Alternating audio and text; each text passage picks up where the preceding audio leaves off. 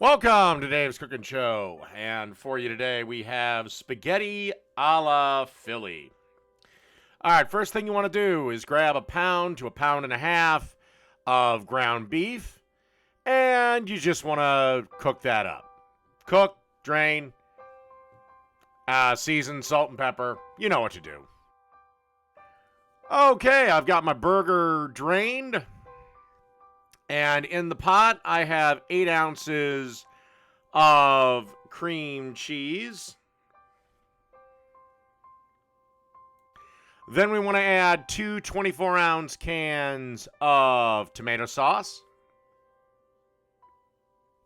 And, of course, salt and pepper to taste.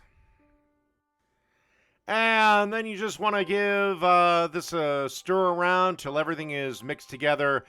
The cream cheese will take a minute to melt.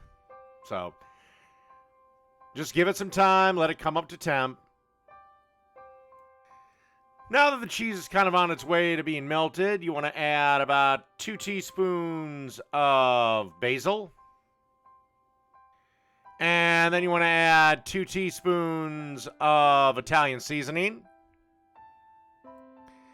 And then about a teaspoon or so of oregano. And then 2 cloves of minced garlic.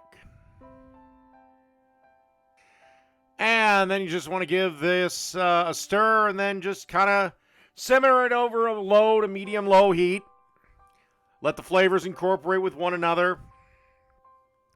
And at some point, get a pot of boiling water and cook 1 pound of spaghetti. Again, when you're cooking pasta, whatever the minimum time on the package is, take a minute off.